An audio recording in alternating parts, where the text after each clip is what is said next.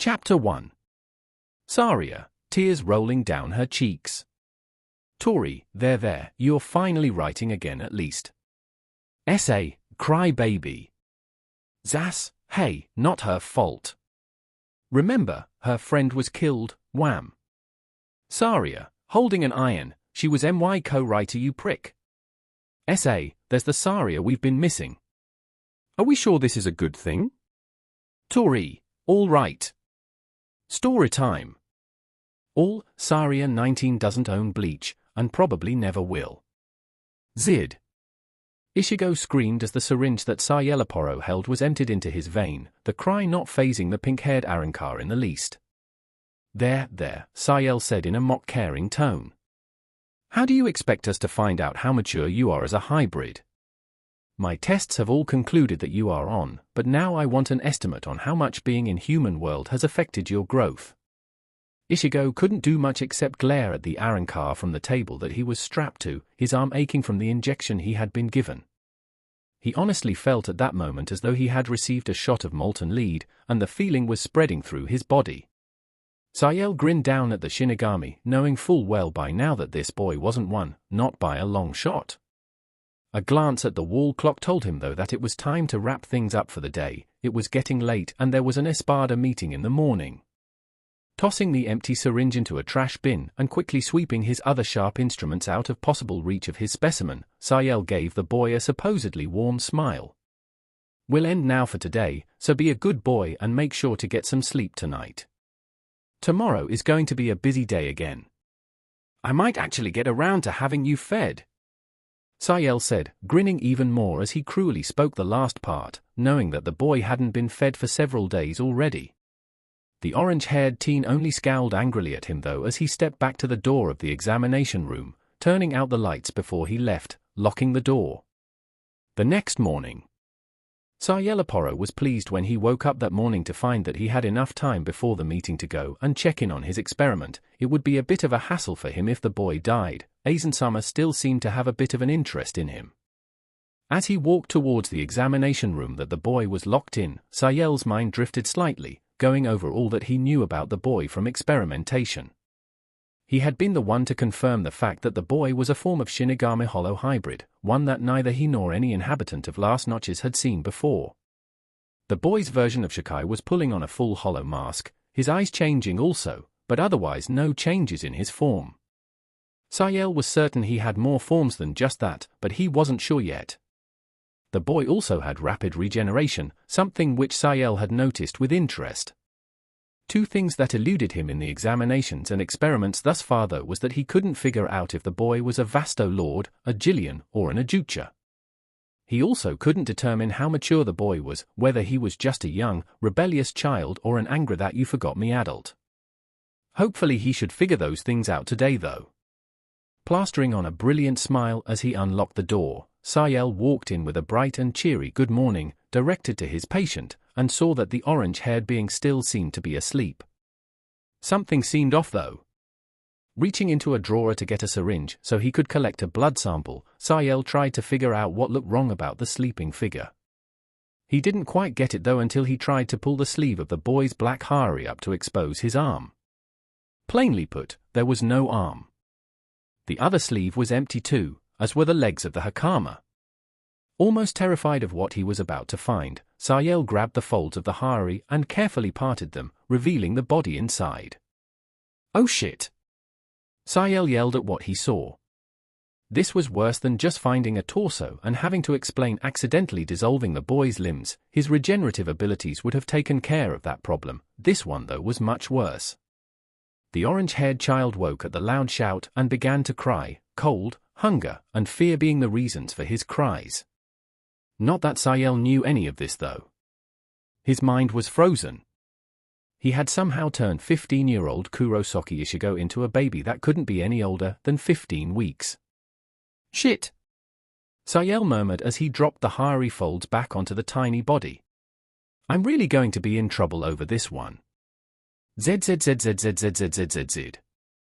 Sayelaporo didn't know why he didn't demand one of his fraction to follow him, carrying the little bundle for him, but for some reason he didn't. Instead, when he realized he would have to let Aizen-sama know of this little development, he had simply wrapped the infant in the black hari and carried him out into the hallway. The brat hadn't stopped crying yet, and they were about to enter the meeting room of the Espada. "Come on, quiet down a little, you useless lump," Sayel whispered to the child, sighing a little when it seemed to work only for the kid to bellow louder than ever a second later. "Little jerk, you're doing this on purpose, aren't you?" As he pushed open the door to the meeting room, already realizing that he had lost track of time during his initial panic over finding Kurosaki like this and could very easily be showing up for the meeting late, he was met with silence and curious eyes. Sayel cursed at himself. The other Espada were there, but no sign of Aizen-sama. He couldn't pass off the brat to someone else until Aizen-sama was here and knew what happened. "What's with all the racket?" Grinjo demanded from his seat. "What are you holding?" Ulquiorra added in a quieter, calmer voice. Sayel walked past them to his seat though, between Old Man Espada and Mohawk Espada. Both peered into the screaming bundle and caught sight of what was inside. "What the?" declared Old Man Espada as he continued to stare. "Where did you find that?" Mohawk Espada just stared silently, but his disapproval hung heavy on the air. "What's he got?" asked Noitora, who Sayel was certain had to be the nosiest of the Espada. "Yes, what does Sayel have, and why does it sound so unhappy?" Aizen's calm voice rang over the loud cries. Behind him, Jin seemed fascinated about the situation while Towson's face said he was annoyed. Time to face the music, hopefully it wouldn't be as bad as the brats. "A brat," Old Man Espada answered. Jin looked like he wanted nothing more in the world than to go look himself, and Chusen shifted uncomfortably. Aizen, on the other hand, simply raised an elegant eyebrow and looked at Sayel questioningly. "I had a bit of an accident in the lab." Sayel began, glancing about nervously before he found his eyes locked onto Aizen, and for the life of him, he couldn't look away. "Nothing went too terribly wrong, did it?" Aizen's voice seemed to drip with concern. "No one that we would consider important to us was injured, were they?" Some part of himself told him Aizen already knew, and was trying to see if he could make Sayel confess, now, with the pressure of the gazes of the other Espada and a screaming baby in his arms. Why the hell had he not left the kid in the lab? "Kurosaki Ichigo was involved, he seems uninjured," Sayel answered. "And with lungs like this, he's probably in really good health," he thought. "How are you sure of this?" Haribel's question caught Sayel slightly off guard. "Because I checked on Kurosaki myself. For the time being though, I think it would be best for him to be under someone else's watch." Sayel patted himself on the back for getting that out as smoothly as he did. Aizen sat back smoothly, nodding slightly to Sayel's suggestion. He already knew what had happened of course, and having someone else take Ichigo for a while would allow Sayel a little time to be able to try to develop a cure of some sort. "Well," Aizen said as he glanced up the expanse of the table, "do we have any volunteers who will watch Kurosaki first?" Zid. Saria, and thus he said, "They shall vote." Tori, eventually, everyone in that room will have to watch baby Ichigo, with the exception of Aizen and Sayel Aporo. The fun part though, you get to decide who goes first and in the next chapter, who goes next. Zas, suggestions on what you would like to see happen while Ichigo is being cared for by the different Espada plus Jin and Chusen are welcome and appreciated. Essay, just review already. Chapter 2, Grinjo's turn. Saria, and the votes are in. Essay, thank God that's over. Tori, and the results are. Haribel's 1. Zas, Yamil 1. All, and the winner, Grinjo 3. Zid. Well, Aizen said as he glanced up the expanse of the table, do we have any volunteers who will watch Kurosaki first? Grinjo grinned slightly as he fingered his Zanpakuto, remembering all the payback he owed the orange-haired Shinigami. This could be the best opportunity he would ever have to even the score a bit, and finally show that brat who was stronger and the one in charge. A glance down the table told him Yami was thinking along the same lines, but like hell if Grinjo was going to let that troll go first. I'll watch the Shinigami brat, Grinjo volunteered with a smirk. Aizen merely nodded as Sayel stood and walked to Grinjo, quickly dumping the still squawking bundle into his lap. You might want to try to figure out what's bothering him then, Sayel said as he straightened up, feeling as though a great burden had been lifted. Grimjo, on the other hand, felt his eyes widen as he immediately lifted the bundle onto the table and pulled away the black cloth. Several gasps filled the room when the parted cloth revealed a naked and orange-haired baby, a very young one at that, crying and screaming even louder now that the partial warmth he had from the blanket was gone. "Oh shit!" mumbled Grimjo as he dropped the cloth, not bothering to recover the kid. After the meeting, Grimjo pounded his head against the wall for the 10th time as the kid continued to weep, his screams long since dying down and giving way to the quieter sounds that were just as annoying as the screams. The orange-haired brat was currently lying on the floor, wrapped in the cloth that Grimjo now realized was the boy's black harari. He had no idea where else to put the kid, and it wasn't like there was a nursery and last notches to dump him in. It was times like this that Grimjo really found himself missing Shuolong. The Arrancar was a bit on the weak side, but Grimjo had the sneaking suspicion that he would know how to make the kid shut up, more importantly in a way that wouldn't involve Grimjo risking his own hide. Like it or not though, he was stuck with the kid for another 23 hours and 14 minutes, an eternity in of itself. Another weak sob came from the helpless kid though, and Grimjo felt ready to explode. "What do you want from me, damn it?" he shrieked as he loomed over the Shinigami, a hollowed baby's human thing on the floor. Another weak sob was his only answer, and Grimjo fought the urge to kick himself. Babies can't talk. All they do is sleep and eat and cry. Speaking of eating though, Grimjo felt himself getting hungry. The brat was probably hungry too. Puffing slightly, Grimjo stooped and picked Ichigo up, wrapping the harari around the tiny body a bit tighter to reduce the amount of wiggling he would have to deal with before heading to the lunch area. Might as well ask Sayel what the hell I'm supposed to feed him, the teal-haired man thought as he walked through the halls, until Ulquiorra appeared. Might as well ask him too. "Hey, Ulquiorra, how and what do you feed babies?" Ulquiorra stopped and gave Grimjo his trademark "you're a hopeless idiot" look before answering. Babies are traditionally breastfed milk. Grimjo's eyes widened to horrifying proportions as his gaze wandered down to his exposed chest. How the hell does that work? When a baby is breastfed, the milk will be produced and extracted through the nipples. A baby will gather the milk by sucking on the nipple, Ulquiorra replied emotionlessly. Suck on nipples? Grimjo screamed as his imagination took that and ran with it, providing him with the horrifying image of having to hold his enemy or rival to his chest and having the tiny mouth nursing off of him. Nausea quickly attacked.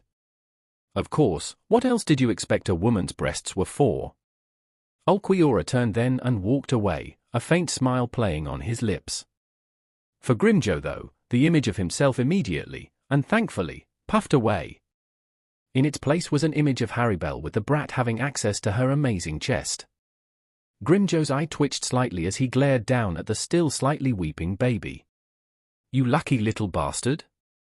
Finding Haribel in the lunchroom proved easier than expected. Getting her to come with him actually took an admission from Grimjo that he needed help with feeding Kurosaki. Once they were outside the lunch area, Grimjo passed the brat to her and ran back to get some food himself.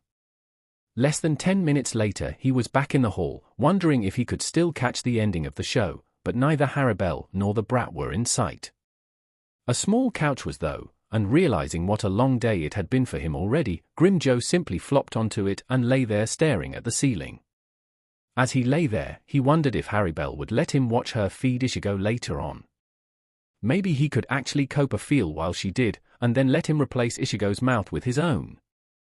While lost in his daydream, Grimjo completely missed Haribel and Ichigo, followed by her 3-fraction, appear from the kitchen. Apache didn't miss Grimjo though, and directed the attention of the others towards him as well. They stood over Grimjo for a good minute without him even realizing it, but they could all tell that he was in a daydream of some sort. Drool was a very good indicator. Myra Rose had a great idea at that point though, and quickly whispered it to Apache, who nodded before requesting to take the baby from Haribel. Immediately after gaining the orange-haired child, who was now quiet at least, she tucked him easily into Grimjo's hole. "Hey, Grimjo, wake up," Apache called as she poked him slightly in the side. For his part, Grimjo woke up pretty fast from his fantasy, which had escalated into involving all 4 of the women present and cherries. He noticed something really off though as he looked at each of them. "Where's the brat?" No answer came from any of them, but Apache and Myra Rose looked like they were trying to keep from laughing. They weren't doing a very good job. Sitting up, Grimjo noticed that he felt oddly stiff in his lower stomach region. "Don't tell me I have a boner." He inwardly groaned as he glanced down only to find a mop of orange fur had sprouted out of his stomach hole. "What?" Grimjo's yell was cut short by 3 pairs of hands slapping over his mouth. Apache made the shushing movement, then pointed at his stomach, so Grimjo let his eyes move back to the orange patch. It only took a second to realize that the orange fur was actually Ichigo's head. Moreover, the kid was now asleep. "There is a god!" Grimjo exclaimed once his mouth was freed. The rest of the day almost seemed normal to Grimjo, minus the bundle that would squirm some every now and then but otherwise remained quiet. He did notice one thing though. After Haribel had taken the brat for a few minutes, he had been wearing a strange piece of cloth over his privates. Grimjo wasn't sure what it was used for, but after some deep thinking, believed it was meant to keep the genitals warm. A pretty smart idea actually. The silence didn't last as long as Grimjo had hoped it would though, and before it was late afternoon, the brat was crying again. Neither Haribel nor any other female was in sight. What to do? Grimjo mentally screamed as he ran down one hall after another, trying to get either an idea of what was expected of him, or find a girl. They seemed to know a lot about this stuff. He also wanted to know why his hakama felt wet. Stopping short, he glanced down at his hakama and saw that it was indeed wet and that the liquid was yellowish and smelled kind of bad. A quick once-over told him that Ichigo was also soaked. The part of the hari that covered his mid to lower regions was so wet that it had bled through to the cloth underneath. "I'll kill whoever did this!" Grimjo screamed as he stomped off towards his rooms to grab a fresh hakama and something else to wrap Ichigo in, after bathing both of them of course. Ichigo screamed and cried throughout the entire bath. Once again Grimjo was at a loss for this behavior. The water wasn't that hot. The crying didn't end soon though. In fact, when dinner time finally came around, the kid was still crying. It didn't seem so bad though when Haribel knocked on the door though and asked him if Ichigo needed to be fed. "Go ahead," Grimjo replied as he did a little internal jig. His day was finally about to turn around, he was sure of it. She easily lifted Ichigo up from his resting place on the floor, moving him into a position near her breasts. Grimjo's eyes followed every movement as her hand moved up to her collar, loosening the zipper a little, and pulled out a tube of white liquid with a strange plastic nub. Ichigo's mouth went over the nub and he began to nurse, the white substance in the tube slowly diminishing. Grimjo was still in shock when she handed him the baby, explaining briefly how to burp him, and left, Ichigo now nursing on the bottle in Grimjo's arms. After following Haribel's instructions on burping, Grimjo set Ichigo down on the floor again before going to lie down himself. Whatever was left of his heart had just been broken. Zid. Tori, just so everyone knows, Sayel is going to try a test substance on Ichigo in the next chapter, which will make him old enough to crawl and start causing trouble, but by then, he'll no longer be Grimjo's problem. Zas, so, who's up next? Saria, their choice. Vote now. Stark, Mohawk Espada, Old Man Espada, Haribel, Yami, Ulquiorra, Nitora, Araniro, Jin, or Chusen. Don't forget suggestions. Essay, flames are accepted as well. Chapter 3, Yami's up. Tori, another chapter. Saria, and more votes. Thank God we finally got a winner though. We had a 5-way tie going for the longest time. Essay, results. Zas, Ulquiorra the 1. Tori, Chusen the 1. Essay, Jin 2. Saria, Araniro 1. All, and the winner is Yami 3. Zid. Crying, that was all he heard, the crying. The crying that had been going on now for hours, crying that had begun right around midnight. Grimjo glanced at the single clock in his room and saw that it was almost 4 a.m. He still had the whiny brat for several more hours. Or did he? After all, Aizen had said that Ichigo would be passed to another Espada each day, and it was now technically tomorrow and had been for several hours. Not even hesitating for a second at the idea of getting some peace at long last, the Sexta Espada jumped from his bed and ran into the next room, grabbing up the kid and racing through his door. He had to pass this kid off to someone really stupid, and although Noitora was the first person to come to mind, Grimjo knew better than to try that. Take this squawker to Noitora's chambers at this time of night or morning. If Noitora didn't kill him, Tesla would sure as hell try. No, he needed someone really dumb, preferably without any fraction that could wake up fast enough to intervene. Grinning insanely, Grimjo stopped suddenly in front of a door and knocked loudly. He hadn't even noticed that during his race Ichigo had quieted down. A few minutes later, Yami opened the door, hardly able to stand up straight because of how tired he was. "Your turn, Yami," Grimjo declared as he thrust the baby into Yami's arms. "Just remember to ask Ulquiorra about breastfeeding." For Yami, the world just seemed to blurrily pass him as Grimjo put something in his arms and said something that involved Ulquiorra feeding his breasts. So when Grimjo turned and practically skipped away, Yami dismissed it as just the weird antics of the Sexta Espada and went back to bed, taking the object Grimjo had practically thrown at him with him. 3 hours later. Yami numbly rubbed his eyes when the sounds of wails reached his ears, noting that there seemed to be a little extra weight on his chest as well. Once his eyes were clear enough to see, he glanced at his chest and saw the baby that Sayel had brought to the meeting yesterday, the baby that Grimjo had volunteered to watch first. But Grimjo dropped him off here last night, which must mean that it is my turn to watch him now. Yami thought as he sat up, deftly catching the tiny being that began to roll off his chest with one overly large hand. And if I remember right, he said something about Ulquiorra and breastfeeding. Yami's eyes widened as he glanced down at the kid, who was just starting to awaken also. The first whimper from the child came, followed closely by a soft cry. Faced with a crying brat, having no idea what to do, and already confused by Grimjo's comment, Yami did what any unnerved being would do, he panicked. Making sure to have the kid in a somewhat secure grip, Yami rushed into the hall and raced to a certain door that was just down the hall from his. Then, after knocking in what he knew probably sounded in a desperate fashion, he waited a few seconds for the occupant to open the door. "Ulquiorra," Yami whined, not caring how pathetic he sounded as he held up the now crying baby. "With Sayel Aporo." Checking over and over the compound that he had injected into Kurosaki for something that could cause such a reaction as it did, Sayel Aporo had been up for the entire night, but he believed he had now found an antidote, which almost made it worth the loss of his beauty sleep. Now he just needed to find the brat, inject him with this stuff, and he could begin his original experiments again. "Ulquiorra, Yami, and Ichigo." And that is how you change a baby's diaper, Ulquiorra finished as he stood, leaving the fed and changed Ichigo lying on a blanket on his couch. It was where the kid would be sleeping anyway if they hadn't changed him back before it was his turn. Yami nodded dumbly, and Ulquiorra wouldn't be surprised if he had to repeat this sort of exercise each time Ichigo cried while under Yami's watch.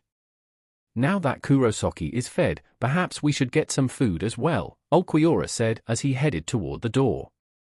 Yami nodded as he reached over to the coach and picked up the now sleeping child. The slightly lost look on his face reminded Ulquiorra of the many times that he had thought that perhaps it would have been better if Yami were just a fraction, not an Espada. That look only seemed to reconfirm his logic.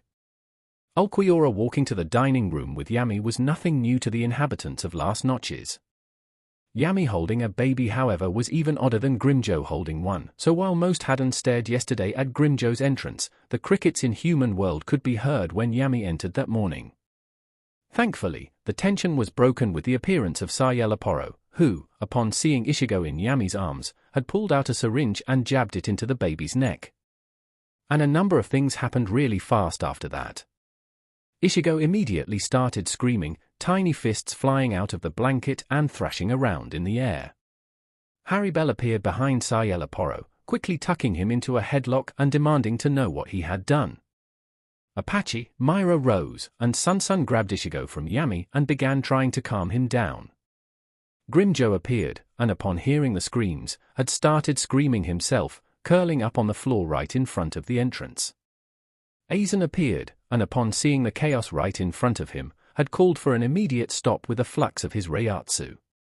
Everything went silent with the exception of Ichigo's slowly fading wails. Now, Aizen began calmly, "Will someone please tell me what is going on here?" "This bastard stabbed Kurosaki in the neck with something," Haribel answered immediately, a slight venom in her tone. Aizen noticed that the bastard was Sayelaporo, and he was currently turning a shade somewhere between red and blue that didn't look quite like purple. Sighing, he said, "Haribel, perhaps you should let Sayelaporo breathe so we can hear his reasoning as to why." Haribel released her grip instantly at Aizen's request and quickly moved to stand with her fraction, taking Ichigo from Myra Rose and cradling him in her arms, his cries stopping quickly. Sayelaporo on the other hand took a few minutes to catch his breath and straighten his clothes before saying anything. "Aizen-sama," Sayel began with a slight bow. "I believe that I found an antidote that should return Kurosaki Ichigo to his proper age. I injected the antidote into his neck since at the age he is right now, the veins in his arms would be too small for a needle." "Then it doesn't sound like there should have been a problem," Aizen announced. "One question though, Sayelaporo, when should this antidote take effect?" "In a few more minutes, Aizen-sama," Sayel answered with a slight bow. Ulquiorra rolled his eyes slightly as Aizen dismissed them. It was typical that Sayel would try something like that without announcing it to anyone. Still though, Haribel's reaction was too immediate for it to have been anything except instinctual. Truly odd. What made it even odder was that when Yami reached out to retrieve Ichigo from Haribel, she actually took a step back and said that she would watch him during the meal. Aizen seemed to notice this behavior as well, because he interjected almost immediately and ordered for Haribel to hand Ichigo over to Yami. And though she looked somewhat crestfallen by it, Haribel did follow the order and then left to sit with her fraction. Yami settled the once again silent baby on the bench next to him before turning his attention completely to his meal.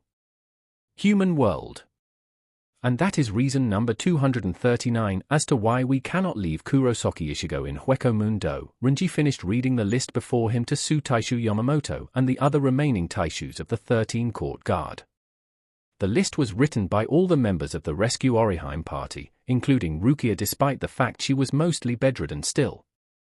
"This mission is denied until we have another reason to enter Hueco-Mundo," the Su Taishu announced, instantly pulling looks of astonishment from most of the Taishus, plus Renji and Ishida, who sat next to Renji. "At the moment we know that Aizen does have some interest in Kurosaki Ichigo's powers, but we don't have the power to go and take back just one captured person, which is one of the reasons why I said Inoue the first time this happened and you wanted to go rescue Inoue Orihime. Given a few weeks to prepare, we can probably find another reason to go in and rescue him then, with minimal losses and a victory in our hands, but not before. We just have to hope that Aizen is as patient of a man as we believe him to be and not try something rash or harsh to force Kurosaki into something." "But a few weeks?" Ishida demanded, jumping to his feet. "In a few weeks, Kurosaki could be dead, or worse.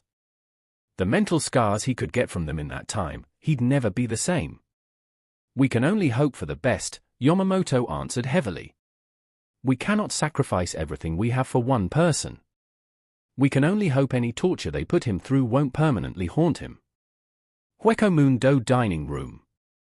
Grimjo had finally gotten off of the floor and was currently sitting in his own seat, just down the row from Yami, absently stirring his food. God, he was tired. He had hardly gotten any sleep last night, and who the hell was giggling? Turning his head to glare suspiciously at anyone who could possibly be the perpetrator, Grimjo noticed something disturbing. "Oi, Yami," he called. "Where's the brat?" Yami stared at him in faint surprise, then pointed down at the bundle next to him, then noticed that it was just an empty blanket. The Arrancar's eyes went as wide as saucers as he jumped up, calling Ulquiorra as he went. Shrugging slightly, Grimjo reached for his fork again only for his finger to come in contact with a soft, fleshy thing, and a new series of giggles began. Turning his head immediately, he saw an orange-haired toddler giggling as he played with Grimjo's eggs. "Does anyone see an orange-haired brat?" Ulquiorra's monotone voice called out.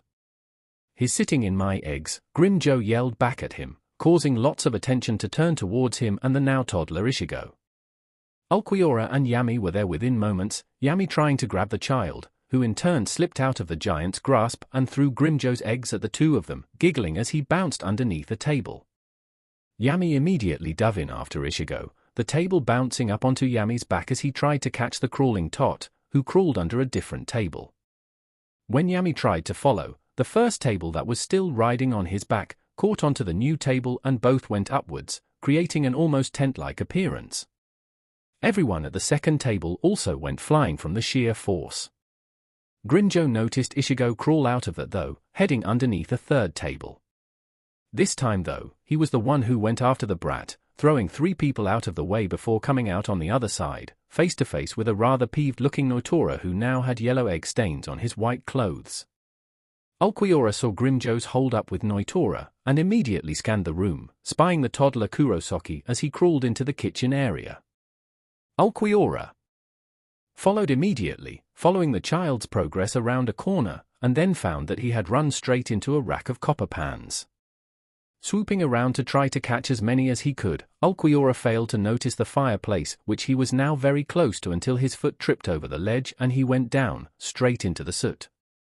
Giggling brought Ulquiorra back out of his reverie on why he hated pots and pans, and he immediately seized the toddler, who had wandered over and begun playing with the soot. Dumping the toddler into a sink to clean him off, Ulquiorra turned to the door right as Haribel, Yami, Sayel, and Grimjo charged in. Spying Ulquiorra, Grimjo burst out laughing. "You know, Halloween isn't for a little while longer, Ulquiorra?" Grimjo choked out between bouts of laughter. Ulquiorra narrowed his eyes at the idiot, then turned his attention back to the only being in the room that had a decent excuse for how they were acting. Upon seeing Kurosaki trying to eat the soap though, Ulquiorra decided that he'd had enough. He hissed at Sayel Aporo. "Either turn him back into an infant, or get him to his proper age, now." Zid. Saria, 6 pages. Tori, time to vote again though. Zas, so, we've had Grimjo and Yami, who will be next? Essay, button below, click it to review. Chapter 4, Ulquiorra's Nightmare. Essay, Saria a birthday. Wonderful. Tori, I've got the cake. Saria, grabs cake, mine. It's all mine. BWA ha ha ha ha. Zas, think she knows that it's not a chocolate cake. Tori, nope, and I'm not going to be the one to tell her. Essay, she can have the chocolate one after she writes the chapter. Ulquiorra, please tell me that Kurosaki will act better than this. For once, the words "who cares what the hell Aizen ordered" crossed Ulquiorra's mind as he decided that leaving Ichigo in Yami's care was not a smart idea. Thankfully, the overgrown troll didn't seem to have anything against handing the child over. So, after snatching the soap away from the toddler Ichigo and washing the soot off of his small body, Ulquiorra had taken the child and beat a hasty retreat to his own quarters. Said child was now crawling about the room while wearing an old white undershirt that Ulquiorra had managed to find. But now Ulquiorra had a meeting with Aizen-sama to attend, and there was no way that he was going to leave a toddler Kurosaki alone in his rooms. Especially not when the kid had come dangerously close to chewing on several small daggers that Ulquiorra liked to collect. And several of his books had almost fallen victim as well. With a sigh, Ulquiorra took his only option, seeing as how he didn't have any fraction to take Kurosaki for the time, and carried the toddler with him. The child's eyes flitted around almost randomly as Ulquiorra walked down the hallway towards Aizen's throne room. He giggled several times and would reach out to touch something, each time Ulquiorra made sure that he moved so whatever the object was, whether that be a vase, a picture, a light fixture, or some random Arrancar's mask, was just out of the child's reach. There was one thing though that he couldn't say from the brat's grabbing hands though. "Let go you brat," Ulquiorra whispered as threateningly as he could as he approached the throne room entrance and continued to try to untangle Ichigo's tiny fists from his hair and mask. The child on the other hand just giggled and yanked harder, actually earning a groan of pain from the stoic man. "Seems Ichi-chan likes YA," Jin declared as he stepped out of the door leading to the throne room. For the first time ever, Ulquiorra thanked whatever power it was that ensured that Jin had been born, because Ichigo, immediately after hearing said person's voice, let go of his hair and turned to face Jin, a smile quickly forming on his mouth. "YA really are a sweet baby, aren't YA?" Jin cooed as he leaned closer to the child, and Ulquiorra felt a huge wave of satisfaction when Ichigo grabbed Jin's nose and pulled hard. Jin, however, never let his smile drop as his own hand came up and tweaked Ichigo's nose, but pulled it away fast. "Look, Ichi-chan, I have your nose." Jin's words were coupled with bringing his hand up to show Ichigo his nose. The brat screamed instantly and began patting at his face, after releasing Jin's nose. Ulquiorra rolled his eyes as he stepped past Jin and entered the throne room, the toddler calming down fast when he realized that his nose was right where it was supposed to be. Jin followed Ulquiorra back in and took his place slightly behind Aizen's throne.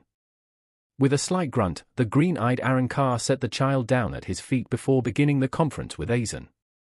As the two discussed the reinforcements and added traps that had been set up around last notches, Ichigo's wide eyes scanned the new room and looked for something, anything, to play with. His eyes finally settled on a long stick that had green thread wrapped around one end. Immediately turning slightly to get his feet and arms directly under him, he began to crawl towards the stick. Before the child was even halfway to his destination though, Aizen noticed that Ichigo's trajectory was straight towards Kokuswagetsu. Standing quietly from his throne, he continued the discussion with Ulquiorra even as he walked up behind Ichigo and picked the baby up right before he could touch the sword, then moved to return to his throne, this time settling the boy down at the foot of his throne. Thankfully, Ichigo had lost interest in Kokuswagetsu upon spying Jin, and had reached immediately to cover his nose, turning again to crawl away from him a bit. This time though, no one stopped Ichigo as he crawled around, mainly since his eyes were not set on anything that would count as potentially dangerous. Eventually, the eyes in the room stopped following him, so when Ichigo noticed a certain blue-haired Arrancar pass by outside the slightly ajar door, no one stopped him as he scooted to the door hoping to find a playmate. "Thank you, Ulquiorra, you are now dismissed," Aizen said as their meeting finally ended. Ulquiorra simply bowed before sweeping his eyes across the room to find where Ichigo had crawled to, but didn't see the child anywhere. Aizen and Jin, both noticing the faint rising of Ulquiorra's eyebrows, immediately looked around the room as well, but neither of them saw the orange-haired toddler either. Aizen did however notice something else that quickly became very important. "Jin, did you leave the door open?" Exploring is always fun, especially when you find something interesting and new. Thereby, it could only be expected that when Ichigo finally found a corridor that had tiles or pieces of the wall that would move when touched, he had to find as many of them as he could. Ichigo grinned as his tiny hand found yet another trick tile and pressed it down right as Ulquiorra turned onto the corridor. Ulquiorra wasted no time in running towards the brat the second he realized just what the kid was doing, and unknowingly at that. A faint click could be heard in the hallway as Ulquiorra raced toward the brat, and several large chunks of the ceiling fell down around him, nearly crushing him if he hadn't had foresight enough to dodge the things. Unfortunately though, his dodge set him on a course that caused him to trip over an arrow that was embedded in the floor and sent him sprawling head over heels into a wall, tripping one of the trap levers that Kurosaki had missed. Jumping back, the fourth espada was just able to dodge the volley of throwing knives, right in time for Ichigo to set off yet another trap tile that brought a log swing from the ceiling, and it struck Ulquiorra square in the back. Ulquiorra pushed himself back up with a grunt and glared down the hall at the brat who seemed responsible for all his troubles that way, or would have if said brat had been there. In an instant Ulquiorra was racing down the hall to try to find the miniature bringer of doom. Araniro knew his clothes were odd, and kind of hard to move around in, but he never remembered them being this heavy before, especially in the back. Glancing back when he heard a giggle though, he found that an orange-haired toddler had latched onto the back of his robes. Having been in the cafeteria when the chaos occurred and seeing Ulquiorra, Yami, and Grimjo all chasing a toddler though, he quickly realized that this was Kurosaki Ichigo, running around unattended yet again. Hard to believe that you will grow up into as powerful and threatening of a warrior as you do. Araniro murmured as he reached back and lifted the giggling baby. Maybe I should just end that threat to us right now though and secure my position as an espada for a few more years to come. After all, your power added onto mine could quite possibly improve my rank and make me as strong as the first 3 or so. Ichigo just stared at the Arrancar, eyes wide and sparkling with innocence.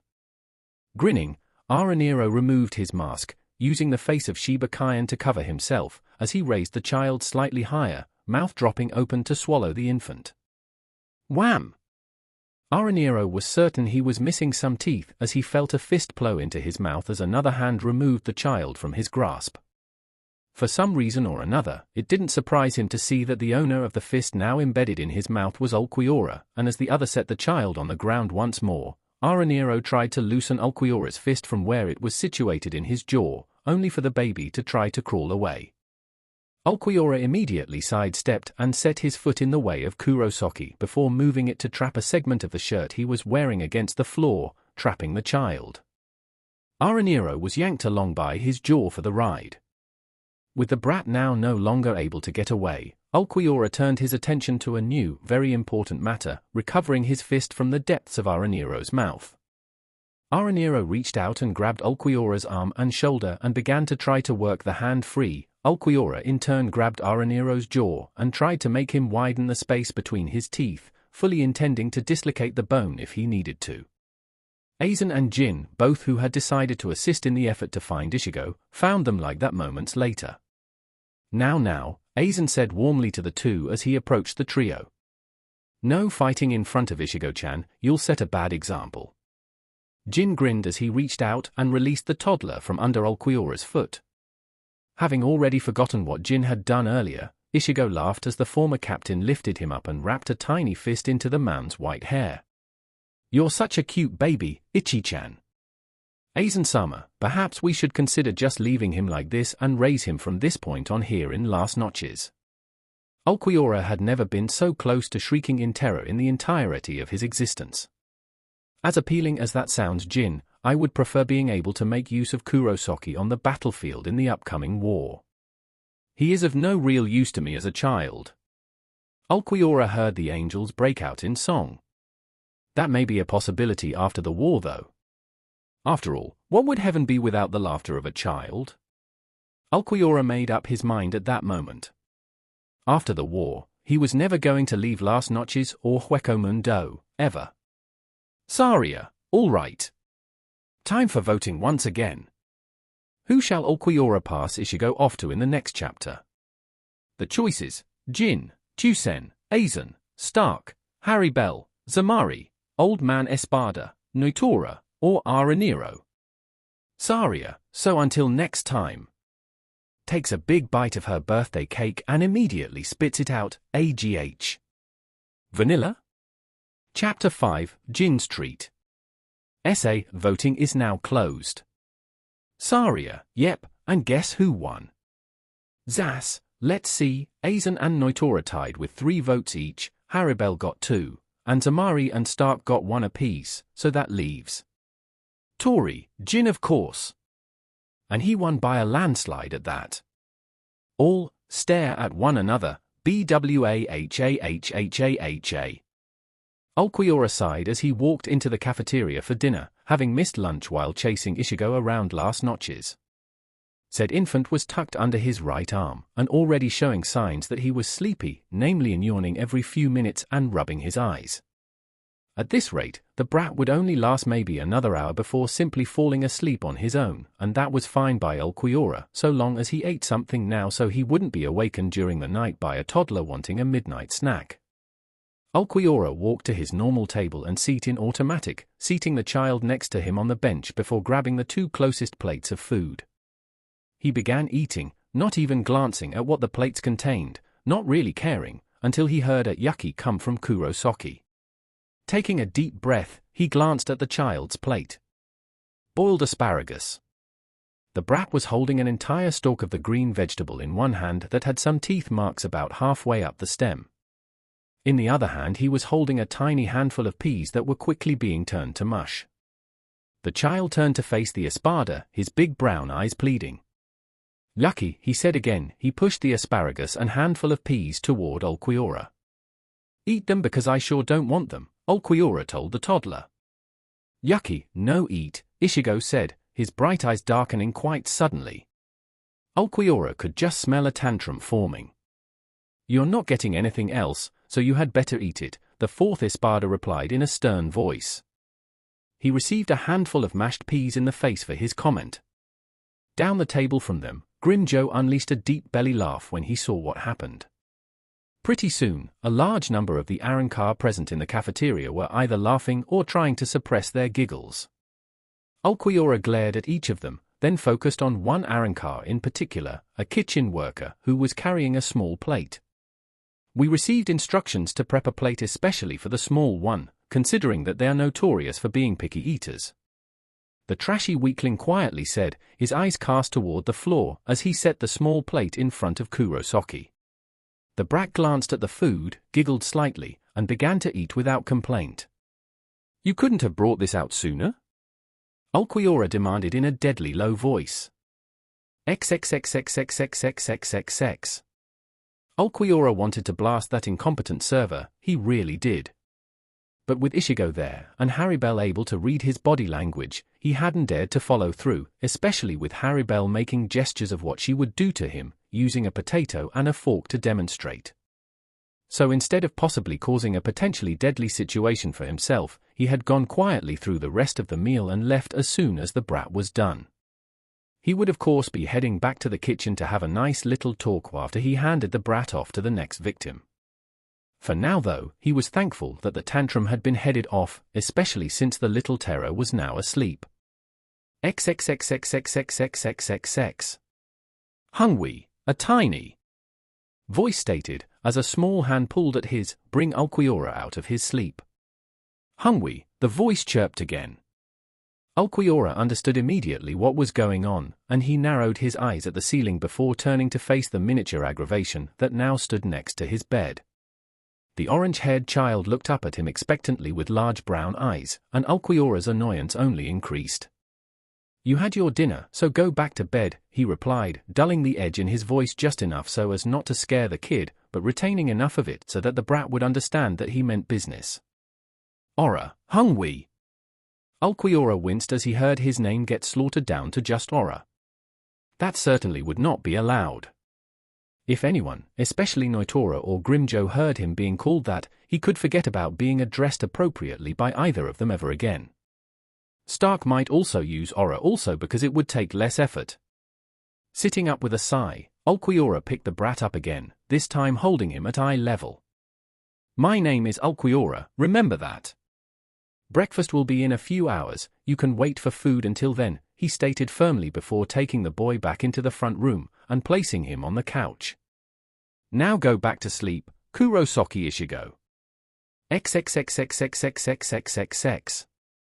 Ichigo stared as Ulquiorra walked right back into his bedroom, shutting the door as he went, before getting up again. This time he half toddled, half crawled to the door of the suite. If Orra wasn't going to give him something to eat, he'd find someone who would. XXXXXXXXXX. Nighttime in Las Noches was not as easily differentiated from day as it was in Soul Society, and because they completely lacked sake bars, Ichimaru Jin often found himself up for a midnight snack or something. Tonight though, he was proud to say he had company joining him. He had found Ichi-chan crawling around in the corridors, apparently also wanting a midnight snack, and said child was now giggling from his seat on Jin's shoulder. "Why no, this occasion calls for a special treat, what do you think, Ichi-chan?" Jin asked as he sat the baby on a counter. "Wait, I know, ice cream sundaes." "Sunday?" Ichigo's eyebrows rose slightly in his confusion. "Yep, Sundays, Ichi-chan," Jin replied as he pulled out 2 bowls and called to the remaining kitchen, saying he wanted every flavor of ice cream they had, whipped cream, nut, cherries, strawberries, chocolate syrup, strawberry syrup, and anything else they could think of to put on ice cream. Less than a minute later, the counter next to Ichigo was covered with 12 different types of ice cream, syrups, spray whipped cream, bananas, cherries, honey, and a multitude of other toppings, the kitchen staff also having their own bowls so they could join in on the ice cream. Jin grinned as he scooped out some chocolate, vanilla, and Rocky Road for himself and some strawberry, vanilla, and mint for Ichigo, Quickly spraying some whipped cream into both bowls before adding a number of the various toppings, Ichigo actually going so far as to bounce slightly on the counter with excitement as he watched. Until he noticed the now unattended can of whipped cream.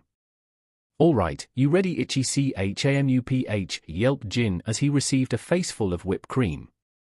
Giggling was immediately heard, and it wasn't just coming from the toddler. Setting the bowls on a counter, Jin wiped the cream off of his face before grinning at the child. "Yes, I have to agree with you, Ichi-chan, we did need some more whipped cream. But we also needed more of this," he declared as he poured a bottle of pink-red sauce over the child's head. Ichigo retaliated immediately by spraying the whipped cream again. This time though, Jin was mostly able to dodge the blast of cream, and the 4-member of the kitchen staff got hit instead. More snickering erupted before one of the kitchen Arankar, a male with brown hair, reached out and grabbed the carton for pistachio ice cream and in one quick move, was able to smear a handful of it into Jin's hair, right as one of the women shoved a glob of chocolate down the back of his jacket. Jin howled from the slimy cold that dribbled down his back before grabbing a jar of cherries and throwing it at the laughing pair, who immediately took off for the other side of the kitchen, right as Jin's sundae got stuck to the back of his head, having been thrown by one of the 2 remaining kitchen staff since Ichigo was climbing into the tub of Rocky Road ice cream and still happily spraying the whipped cream at the 3 remaining targets. Grabbing the tub of grape ice cream from the counter, Jin immediately dropped a handful on Ichigo's head, earning a shriek from the kid before taking off after the rest of the participants of this little ice cream social. Seeing the adults running around screaming, throwing ice cream at each other, and slipping into one another made Ichigo want to join in on the fun, of course. Quickly climbing out of the tub of ice cream, he pushed everything he could see off of the counter so he could reach it easier before attempting to climb down himself. Unable to get a foothold though, Ichigo wound up falling right into the bucket of strawberry ice cream. Then as he crawled out of the bucket, he stepped onto the bottle of chocolate syrup, causing himself to have an impromptu ride on the Chocolate Express. For Ichigo, this proved to be a great, fun ride, even if he fell down in the end, and he took great pleasure in jumping on the chocolate syrup and Jin's forgotten bottle of strawberry syrup over and over again. Of course though, Ichigo's fun did cause a rather largish mess, and 2 of the combatants wound up slipping in the syrup, thus completely destroying their white clothes. It didn't help matters when Jin saw them lying there and tried to jump out and hit them with more ice cream only to wind up joining them on the floor. XXXXXXXXXX. Ulquiorra found himself sitting up in bed for the 2nd time that night, and not because a toddler was there asking for food. No, there was something else wrong this time, and he could feel it. A peek in the next room was all he needed to confirm it. Ichigo was definitely gone, probably to look for a midnight snack. Hopefully he ran into Jin on the way to the kitchen and will be there, the 4th Espada thought as he pushed the door for his room open a bit wider and slipped into the hall. XXXXXXXXXX. Things were really starting to get fun for Ichigo as he tried to drag his tub of strawberry ice cream behind him, after smearing a handful of it into the faces of the downed adults. At that moment though, he was trying to get away from said adults, who weren't really chasing him. Either way, Ichigo wound up pulling a large tub of ice cream with him to the doorway and was looking out for more people to throw ice cream at when he saw the button next to the door. It was big, red, and shiny. That was it needed to be. XXXXXXXXXX. Ulquiorra was almost to the kitchen when he heard the silent alarms get triggered, the ones meaning the kitchen was under attack. With a loud groan, Ulquiorra ran towards the door of the kitchen and jerked on the handle, hard, but the door was already locked. He would have to wait to get in, and pray that if the brat were in there, that he had the sense to stay out of harm's way. XXXXXXXXXX. Not one of the combatants in the kitchen knew the alarm had been triggered, because right after he had recovered from the chocolate and strawberry syrup trap, and wiped the strawberry ice cream out of his eyes, Jin had gone on a rampage. Of the 2 Arankar who had also fallen in the syrup, he had covered one of them with nuts and the other with marshmallows. The 2 that hadn't slipped soon found themselves caught by the other 3 and rolled in the mess as well. Ichigo was still by the door, except that he had crawled back into the bucket of strawberry ice cream so he could have better access to it. The red button had been a bit of a letdown for him. The general noise of the kitchen came to an abrupt halt though when the door suddenly swished open and Grimjo, Sayelaporo, and Haribel and leaped in, Zanpakuto drawn, and were each met with a fistful of thrown ice cream hitting them. Behind them a screech of laughter came from Noitora as all the Espada gathered out in the hall got a good look at this supposed attack. Sayelaporo and Haribel both easily put up their swords at seeing as there was no threat. Grimjo however was looking from person to person, trying to decide who should feel Pantera's bite as punishment for this. "Jin, what happened here?" Aizen asked as his head appeared in the doorway. For his part, Jin did his best to look sheepish, before his eyes caught on Ichigo and a great idea hit him. "I came here for a midnight snack and brought Ichi-chan with me, and right as I finished making the food, Shinigami attacked." "Shinigami attacked?" Aizen queried as the kitchen Arrancar stared at Jin as though he had just gone mad. Thankfully their faces were all covered from ice cream and syrup, so no one noticed. "Of course they did. The 5 of us bravely fought them back using the only weapons we had at our disposal, this ice cream and the toppings. Even Ichi-chan helped, he made a trap using chocolate and strawberry syrups." "You fought off a troop of invading Shinigami using ice cream?" Aizen looked very disappointed as he said this. "Stwabui in Stwabui," a tiny voice suddenly sang out from next to the door. A quick glance revealed Ichigo sitting in the tub of strawberry ice cream, and a number of giggles broke out from the amassed Arrancar. "Ichigo-chan," Aizen kneeled down to look the child in the eye. "What happened in here?" Ichigo stared at Aizen, then thought back to what he had heard Jin call this. "Shunday," he squealed. "Sunday?" Aizen asked with a slight smirk. "Aizen-sama, Ichi-chan can't even say strawberry, of course he wouldn't be able to say Shinigami." Jin called out. "Ichigo-chan, what were Jin and those 4 others doing before we got here?" Aizen asked with one of his reassuring smiles, gesturing first to the ice cream-covered people then the clean ones. Once again Ichigo though for a second before reaching into the tub, grabbing a handful of ice cream, and throwing it right into Aizen's face. "I think I've heard enough of this," Aizen stated smoothly as he quickly stood, wiping the ice cream from his face. "Jin, you irresponsibility has once ag. Crip," and a tear appeared in a portion of the kitchen, 2 Shinigami that Aizen immediately recognized as Abarirenji and Kuchiki Rukia jumping out, Sado Yasutora and Ishida Yurio behind them. "Here we come Kyuro-sa." Renji began, right before a large white glob of vanilla ice cream hit him square in the face, causing him to stumble back into Rukia, and they dominoed back into Sado and Ishida, pushing all of them back through the rip in space right before it closed. Ichigo squealed in happiness, thinking the fun was about to start again. Did again, he chanted from the tub as he threw a few more globs of ice cream, not really even hitting any of the shocked Arrancar. Sayel was the one to regain his voice first. Aizen-sama, it seems like Jin was telling the truth, especially considering that Kurosaki is a bit too young right now to know how to lie. XXXXXXXXXX. Saria, and the voting opens again on who shall watch Ichigo next. Tori, your choices, Aizen, Tusen, Old Man Espada, Zamari, Stark, Haribel, Noitora, or Araniro. Zas, no more time for Jin? SA, after that, do you think they'd be stupid enough to leave Ichigo with Jin again? Though, who's to say that he won't get a few minutes again at a later time? All, now, review if you want more. Chapter 6, Kitty Bath. Untitled as of yet, please make some suggestions. I have never written something like this before. Saria, sugar.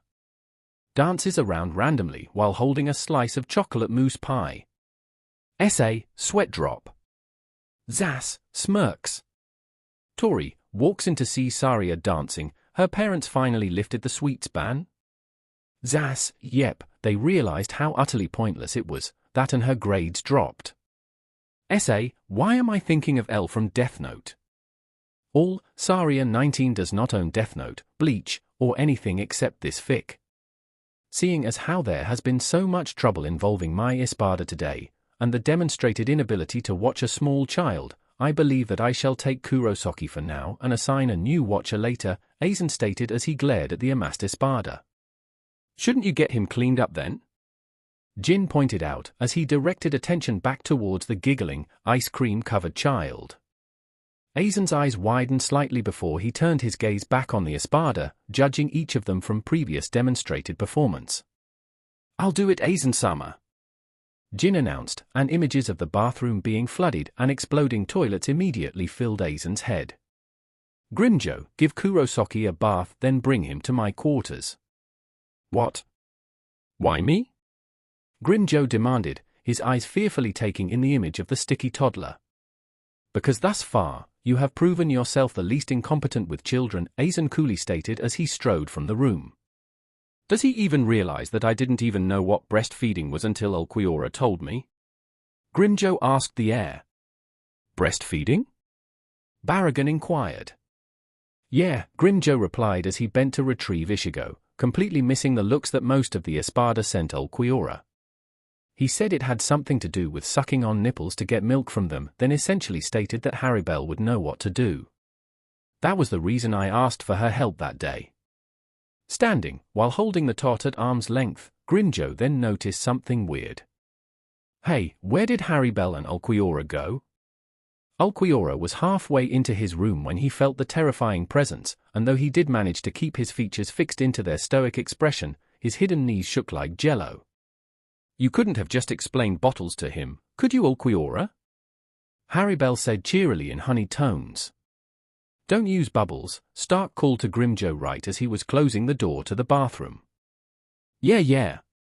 The teal-haired man muttered as he set the child next to the tub before reaching in and turning on the tap. "Damn Aizen," he thought as he took out some bath soap and poured some into the water before setting it next to the tub. "Damn Sayelaporo and his experimenting," he added as he reached down into the cupboard behind him to locate a towel for after the bath, completely missing it when Ichigo pushed the entire bottle of soap into the water. "Damn, now I feel like a pervert for doing this," Grimjo mentally screamed as he reached down and pulled off the rag of a shirt that the Shinigami representative had been wearing. The now naked tot, on the other hand, completely unaware of Grimjo's thoughts, had reached into the tub and was merrily slapping the bubbles, splashing them all over the place. The bubbles had now reached the brim of the tub and the giggling orange-haired baby climbed into the tub. "All right, brat, time for your bath." Grimjo's jaw hit the floor at the sight of the overflowing tub, and his hands immediately dove into the bubbles, looking for the brat since his hide was on the line if the kid got hurt. "Gotcha!" Grimjo howled triumphantly, pulling the wiggling, bubble-covered infant out of the tub. "What did you do now?" he growled as the tub continued to overflow. "Boobles!" Ichigo cried, and shoved his sticky and bubbly into the Sexta Espada's teal hair. Grimjo's eye began twitching madly at the feeling of the sugar-sticky and bubble-covered hands before snapping wide open when he felt a hand behind him shove him into the tub, toddler in hand. Shoving himself back up over the surface of the bubbles and water, he saw what had to be the most terrifying sight he had ever seen. "Looks like YA need a bath now too, Grimjo." Jin Ichimaru's smile had never looked so sinister, especially when he produced a long-handled scrub brush. "You can't possibly be thinking of using that," the sixth Espada proclaimed. "Oh, of course not on Ichi-chan, but you should be just fine. You do have the iron skin of the Arrancar, after all." "Good job, Grimjo," Aizen said as he took the towel-clad toddler from the dripping Espada who looked as though his skin had just been rubbed raw, shutting the door of his suite after collecting the kid. Grimjo breathed a sigh of relief as he turned to head back to his own set of rooms, before noticing Haribel exiting what looked like Ulquiorra's room. A quick glance inside revealed Ulquiorra sporting a series of cuts and bruises. The horn on his masked remnant was visibly cracked as well. Suddenly, his own ordeal didn't seem so bad. "Here we go, Ichigo-chan," Aizen said with a fatherly smile as he tucked the toddler into the makeshift bed he had made for the child during his bath. The child was clothed in another large shirt that almost made it look like he was wearing a dress. He looked very cute though. "Nai," the child replied with a yawn as his tiny head buried into the pillow he'd been provided. Aizen smiled softly once again, before rubbing the child's soft head, similar to how one would pet a dog or a cat. A sharp knock on the door caught his attention then, and turning away from the slumbering figure, Aizen opened the door to find Jin, looking as though he had just gone through a meat grinder. "Jin, what happened this time?" Aizen asked as Jin hobbled into the room. "I tried to give a cat a bath," Jin replied, gazing around the room before focusing on Aizen again, looking very dazed. "I see," Aizen said as an image of Grimjo when he brought Ichigo to him came to mind. "I assume though that you were successful." "I succeeded, yet at the same time, I feel as though I lost," Jin answered as he turned around, and Aizen saw a long-handled scrub brush shoved into a very awkward place. "Can you pull it out?" "The medics don't seem to have the strength to be able to. I don't want to have Tausen's hands wandering in that area, and the Espada would want a better explanation." Surprisingly enough, Aizen decided to lend Jin a hand, literally, and managed to remove the brush and get rid of Jin without waking the sleeping toddler. It didn't seem to make too much of a difference though several hours later when he found himself awakened by a crying toddler who was apparently afraid of the dark. "It's okay, Ichigo-chan," he whispered in a reassuring tone as the child climbed into his bed, crying slightly. Reaching over, he gently pulled the child closer to himself, wrapping the sheets around the small frame. "Dark," the toddler sobbed as he buried his head into Aizen's chest. "There is nothing here in the dark that isn't there in the light, Ichigo-chan," the traitorous Shinigami whispered soothingly, lightly rubbing the child's back in an attempt to calm him. "Monsters in the dark," Ichigo stated. "Monsters in the dark are still monsters in the light. Monsters just aren't as easily recognized in the light, and that is why you aren't afraid of them. The Shinigami for instance appear to be normal in the light, but as soon as the sun goes down, they have a tendency to become more vicious, more willing to hurt their own just for the sake of their own twisted form of justice and in service of a king that left them long ago due to their corruption." "Corrupt Scion?" Ichigo asked, his face twisting in concentration as he attempted to pronounce the new word. "Corruption means that the Shinigami are very bad people, Ichigo-chan. There are a few good Shinigami, but they are being tricked by the bad ones. That is why Jin, Chusen, and I left. We plan to try to stop the bad Shinigami by placing a new king on the throne who will force the bad people to stop." "Oh," the toddler replied, and Aizen noticed the light that shone in his eyes, meaning the child understood. "Can I help stop the bad people?" Aizen laughed lightly as he lay back onto his bed, bringing Ichigo up to lie next to him. "Maybe when you grow up, Ichigo-chan. You are a little too young right now." Ichigo pouted in the adorable way that only a child could, but did allow Aizen to tuck him back into the bed. Aizen smiled down at the child once again before closing his eyes for the night. Meanwhile, then right as we exited the Gargantuan, we found ourselves in a kitchen with Aizen, Jin, and half the Espada, but I didn't see Ichigo anywhere. Renji yelled as he attempted to recount the entire happenings of their very short expedition to last notches to Urahara. Yoruichi, Kurosaki Isshin, his captain, Zaraki Taishu, and Yukitake Taishu. "Are you certain?" Urahara demanded. "I did pinpoint Ichigo's Reiatsu before we opened the Gargantuan, and all readers indicate that you were in the same room as him. The only orange hair I saw belonged to an ice cream-covered toddler that was in the kitchen when we arrived," Ishida answered. "A toddler?" Yukitake asked, a pale eyebrow rising slightly. "Do you suppose he could be a child of one of the traitors?" No, looked more believable that he would be a brighter, happier, miniature version of Kurosaki. "Did he look like this?" Isshin asked, holding out a picture with a smiling child on it. "That looks exactly like him," Ishida exclaimed as he examined the photo. "Wait, isn't this Kurosaki as a toddler?" Rukia immediately sat up straight, as did a number of the other occupants of the room. "Wait, you don't think?" Voting time once more. "So, who will it be? Haribel, Stark, Leroux, Barragan, Chusen, Noitora, or Araniro?" Chapter 7, Chick Magnet. Zas, so, let me get this straight, we have a three-way tie as to who would have to watch Ichigo next in this fic? Saria 19, yep, a three-way between Stark, Noitora, and Haribel. Essay, how do you intend to decide? Saria 19, oh, that's easy. Tori appears wearing a blindfold while Saria 19 tacks a dartboard onto the wall and hands Tori a dart. It was finally here, finally his turn, and he could tell that it was going to be his best day yet, especially seeing how Haribel and her fraction all doted on this thing. The ultimate chick magnet! Notora screamed as he raised the orange-haired child high into the air, completely unaware of Tesla groaning about how they were now going to have to watch the brat. Aizen smirked as he walked down the hall, away from Notora's chambers where he had left Ichigo-chan for the day. He was certain that the child would be fine, for though Notora was hopeless, Tesla was very responsible.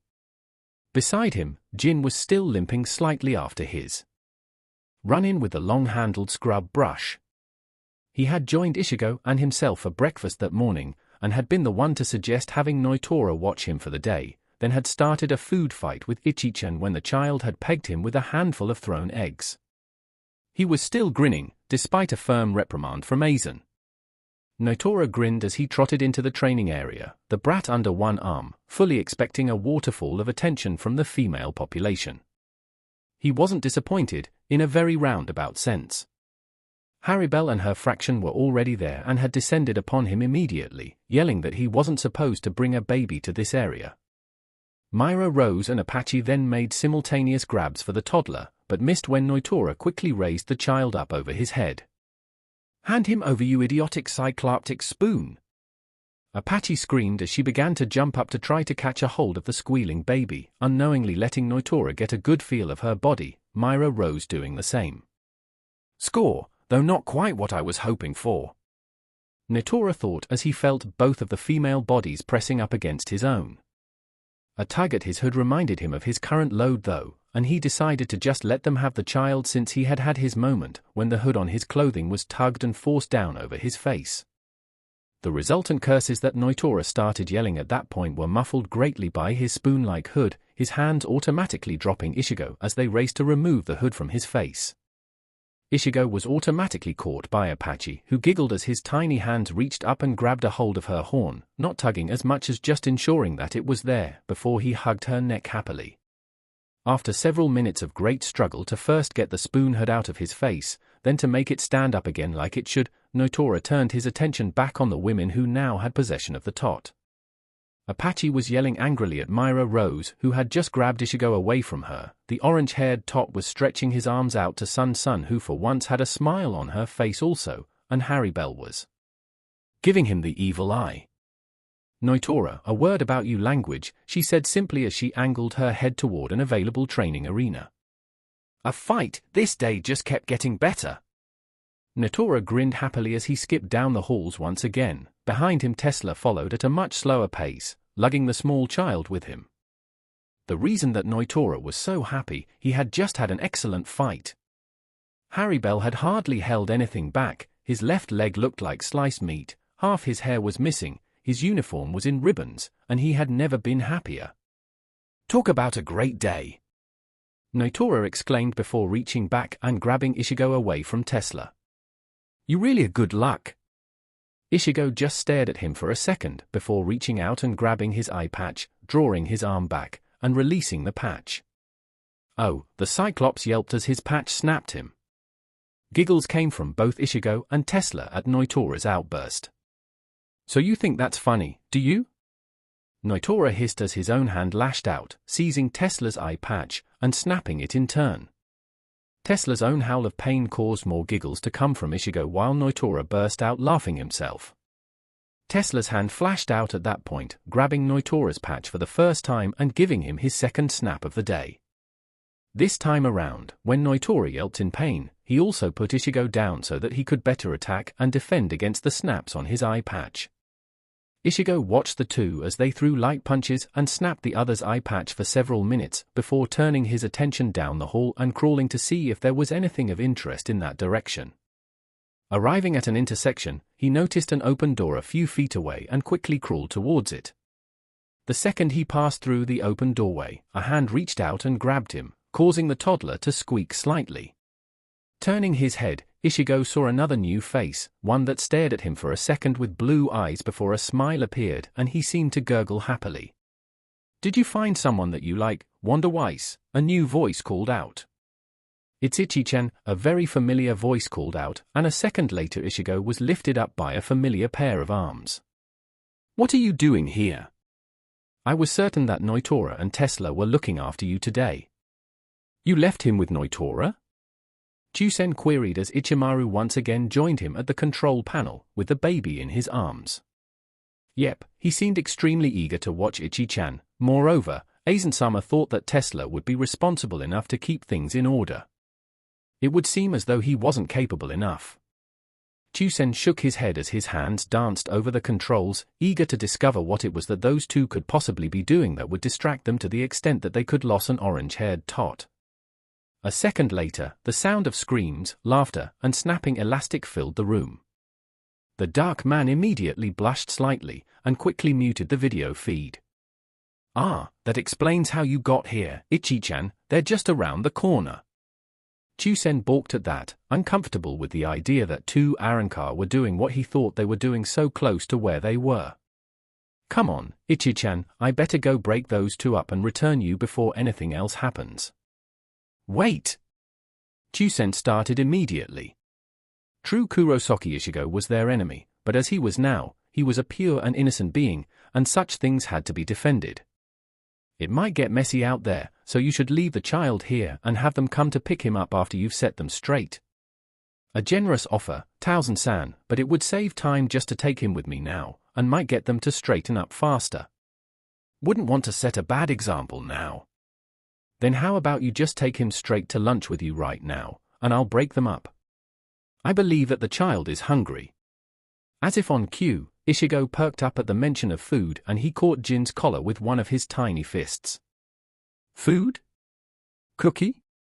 Sundae? Ishigo's eyes lit up at the last request. Jin smiled as he decided to take Towson up on his offer. All right, Towson-san, I'll take Ichi-chan to lunch, and you can break up Noitora and Tesla. You might want to hurry also, Tesla's face is completely red and Noitora is going to have bruises around his hole, of that I'm certain. Chusen choked slightly, and as soon as Ichimaru left, he locked the door, turned off the monitor and sat down, his head quickly going into his hands. From his corner, Wonder Weiss moaned slightly in concern for the blind Shinigami. Chusen, however, was still in shock. I knew those two were weird, and this shouldn't be that much of a surprise, but still, I never thought that Noitora would play catcher between the two of them. The entire cafeteria looked up when Jin walked in carrying Ichigo. Most of them realized that Noitora was supposed to be watching him, and all of them knew that the last time Jin had watched Ichigo that there had been a huge disaster involving the kitchen, ice cream, and Shinigami. The tenseness in the air only got greater as Ulquiorra, Yami, and Grimjo entered the cafeteria for lunch. Yami and Ulquiorra sat in their normal seats, Grimjo however sat as far from Jin as he could, sending Jin the evil eye the entire time. For his part, Jin didn't seem to notice all the stares. He simply got the food for Ichi-chan and himself, and laughed as the tot got chocolate all over his face from the cookie he was given for dessert. Needless to say, when the two left without an incident occurring, there was much relief amongst the gathered Arrancar. Then Tesla and Noitora finally appeared, and went screaming about the room, searching for the orange-haired brat. Both of them had red and slightly bruised faces. They cleared out fast when someone said they saw Haribel and her fraction coming in for lunch. Remember Ichi-chan, you really have to make this as pretty and colorful as you possibly can. Jin said with a smile as he handed the tot a bunch of finger paints. The baby laughed and immediately got to work, a large grin on his face. A sudden knock on the door caught Jin's attention and he immediately moved to answer. Hello, he called as he opened the door. Tesla and Noitora pushed themselves through the door very quickly. You know, you don't need to knock to enter your own room, Noitora. Noitora simply glared at the white-haired man before turning his attention back to the room. They told us in the cafeteria that you had the brat. Ichi-chan is in the next room, no need to worry. Tesla sniffed in indignation and marched toward the door to retrieve the child before someone else, Haribel for instance, showed up. At the doorway, when he caught sight of what was inside the room, he froze and his jaw dropped. What could possibly be wrong, Tesla? Noitora demanded as he moved to see what Tesla was staring at. His own jaw dropped at what he saw. The entire room, and his Santa Maria, his precious Zanpakutu, were covered in paint. How long did you leave him in here? Tesla screamed at Jin, who peeked into the room himself. How could you let him do something like this? Meanwhile, Notora slunk into the room and started cradling his precious Zanpakuto, which now had hearts all over it. Only long enough to answer you two at the door, and don't blame me, I gave him paper to paint on. Ichigo giggled in the background as he half toddled, half crawled to Notora and painted a blue and orange heart on his cheek. Yes! The chicks will definitely love this. Notora crowed as he jumped up and lifted Santa Maria high over his head, unknowingly taking Ichigo along for the ride on top of his head. Chapter 8. Ho! Essay, Eye Twitches. Zas, okay, weird. Saria, definitely. Tori, dances around a pile of Valentine presents, so many plushes. Saria, enough with the toys, bring out the chocolates. Zas, Saria, did you leave those plans for the guillotine that you used to get rid of your Barbies out again? Tori, who won the vote by the way? Saria, there were lots of reviews, but very few were votes, and why do you ask, Zas? Essay, seems to be constructing a guillotine. Dinner had finally arrived, and Tesla couldn't help but feel extremely relieved to know that this god-awful day was almost over. Thus far that day, Notora-sama had gotten his ass kicked by Haribel, and her fraction had tried to kick his ass when he had taken Kurosaki from them after that fight, as Notora-sama had called it. There had also been that horrific scare where the brat had disappeared on them during their eye patch battle, and just the thought of Aizen or Haribel catching them without the kids still sent shivers up his spine. Then there was the finger paint incident with Jin, and Tesla was about ready to declare defeat then. Of course though, Notora-sama had not been put out by the paint at all, he had simply called for a cleaning crew to come and deal with the mess. He then grabbed his Zanpakuto and had raced back to the training grounds to show the ladies his beautiful sword, and once again Tesla had had to carry Ichigo with them.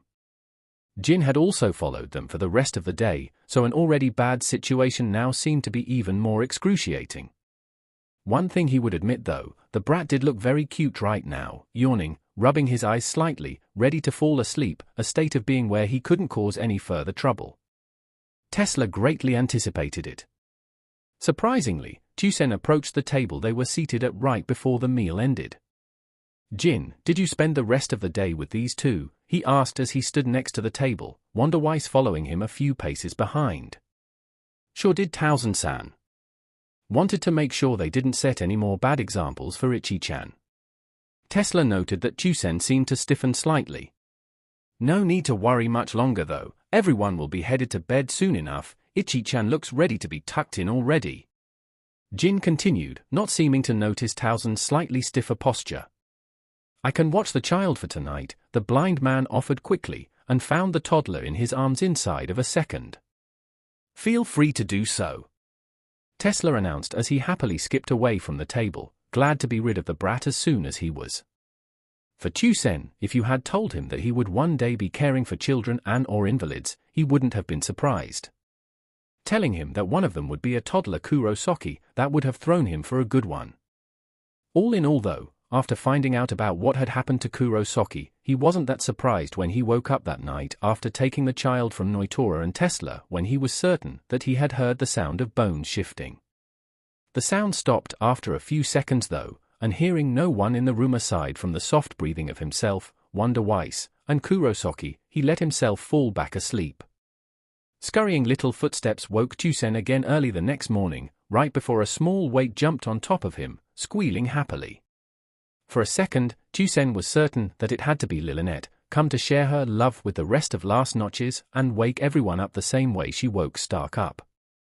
That idea didn't last, not when his hands found the individual's head, and realized that the hair was too short to be Lilynette's, too short to be Wonder-Wise's also. Kurosaki? Ankito-san, chirped a small voice of what Chusen estimated came from a 3 to 4 year old throat. Break fast, Ankito-san. Break fast, break fast, break fast, chanted the small child as the three of them headed toward the cafeteria. Chusen could tell that he was skipping slightly, but he was holding onto Wonder-Wise's hand, just as Chusen had told him to do. Other than being a bit bigger, having a slightly larger vocabulary, and infinitely more energy it would seem, the child seemed fine. Either way though, Chusen intended to talk to Aizen and Sayel as soon as he saw them. Walking into the cafeteria was exactly as bad as he thought it would be. Halibel and her fraction were on top of them within seconds of crossing the threshold, ensuring that Ichigo was fine even as they cooed at how big he was getting and how cute he looked in the tiny white yukata that Chusen had dressed him in.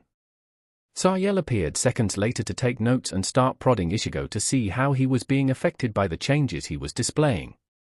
Ichigo was fine with the attention from Halibel, Apache, Myra Rose, and Sunday through Sunday, but Sayel was too much, and not in the least bit pleasant. The toddler clapped onto Halibel's leg and started shaking his head, swatting his hand at Sayel in an attempt to make him leave. Sayel only seemed to become more fascinated, even as Chusen finally spoke up. Sayel, I'm certain that your questions can wait until after breakfast, so leave Kurosaki for right now. But Towson-san, I must gather this information quickly so that I can research more effectively. How did he age so quickly without the aid of another injection? Did food or Reiatsu cause this change?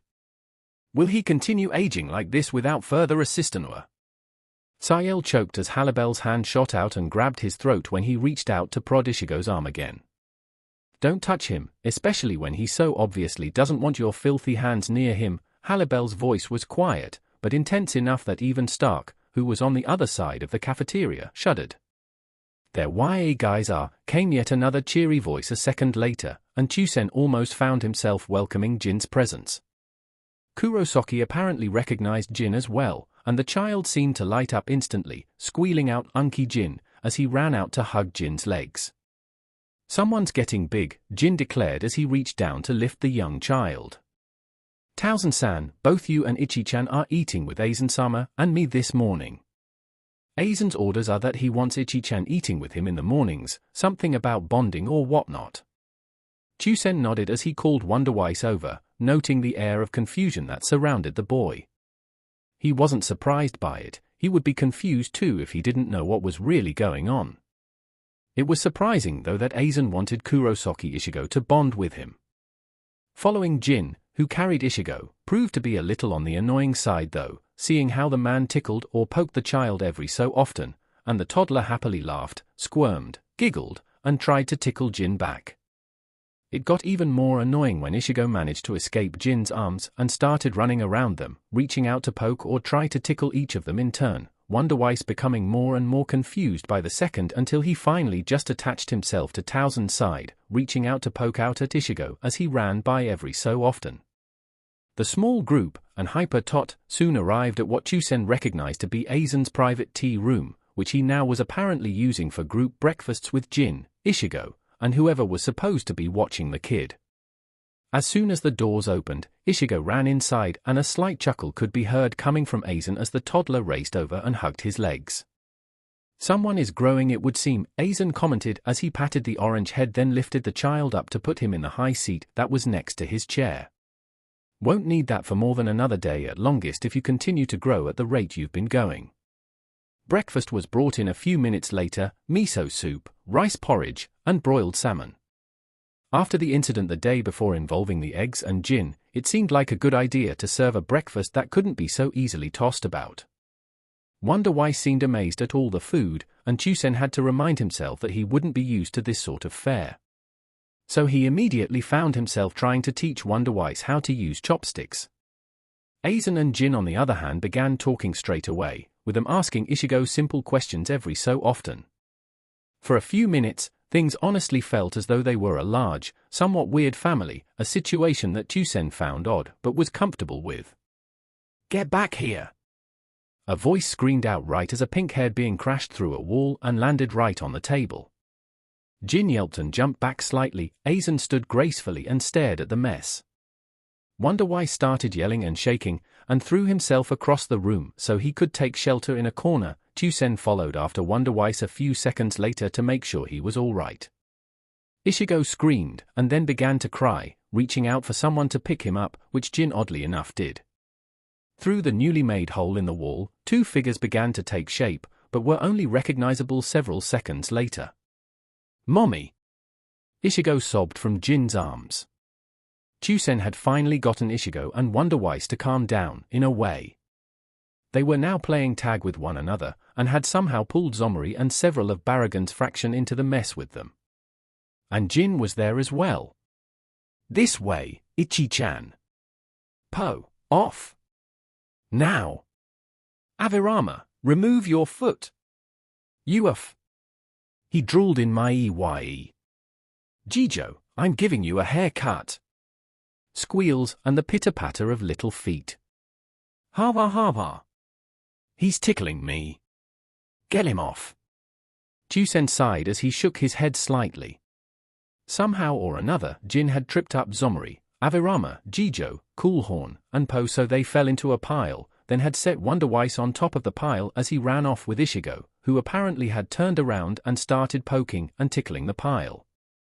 Jin then chose to come running back and grabbed the toddler up before taking off again, this time right as Jijo, Avirama, and Coolhorn decided to release their respective Zanpakuto. Po got a mouthful of feathers from Avirama as he tried to take flight to get out of the pile. This earned the birdman a slug to the head. Jijo's claws earned him a headlock from Zomori after ripping several long gauges in the seventh's back. At that point, the general dog pile broke apart though, mainly since no one wanted to be near Coolhorn in his released state. Even Wonder Weiss ran to hide behind Chusen when he saw what Coolhorn had become. Get back here, or at least turn your eyes to see the most beautiful being in existence. Charlotte Coolhorn yelled as she took off after Jin and Ichigo.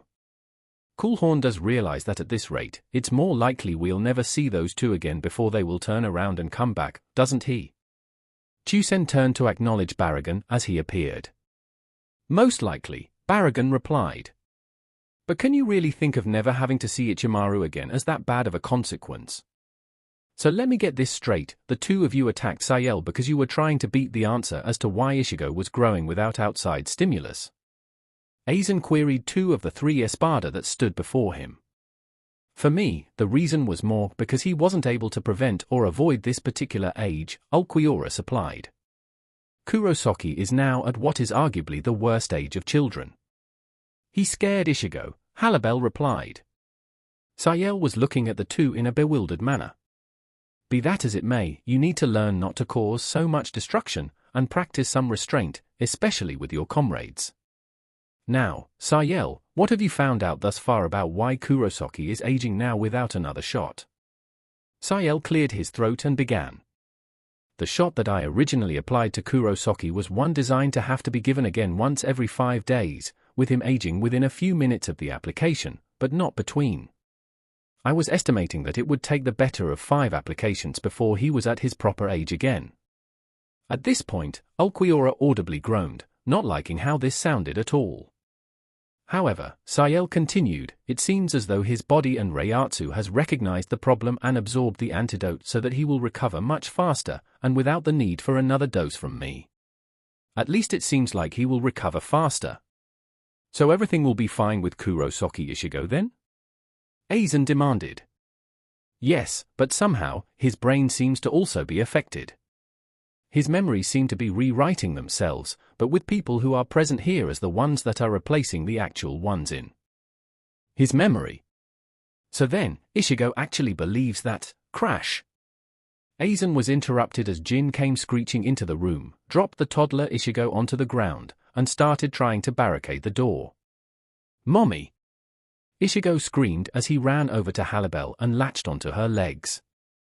Halibel bent down to pick up the toddler even as Ulquiorra's eye twitched and Sayel began taking notes again. Jin, what is going on this time? Aizen asked as he stood up from his throne. Aizen-sama, it's horrible. Terrible. And I think it's after us. We came here because I was certain that you could protect us. Ichigo-chan, what happened? Aizen gently asked as he moved to stand next to Halibel, peering into Child's eyes. The ugly lady with big lips is after us. She keeps saying she's beautiful and we have to look at her, but I don't want to. Make her go away, Daddy. Ichigo cried as he reached out and clutched Aizen's sleeve while burying his head into Halibel's chest. Several jaws were scraping the floor at this point, Aizen's being one of them. Even Sayel took a few seconds to regain himself before remembering his own observations thus far. Congratulations on your new son, Aizen-sama, he murmured. When Charlotte Coolhorn finally arrived several minutes later, she was immediately blown away by a wave of surprised Reiatsu. Saria, staring at chapter 354 of the Bleach manga. Zas, so, does this change anything? Tori, it does kind of make a difference in the series. Saria, then only difference this makes is that I would want to demand to Aizen's face why he didn't make a mandatory IQ test to become an Espada. It would have prevented boulder heads like Yami from becoming freaking Espada. I think you just insulted boulders. Alright, the Espada that we have left to go through are Zomori, Stark, Halibel, Barragan, and Araniro. So, voting time once more.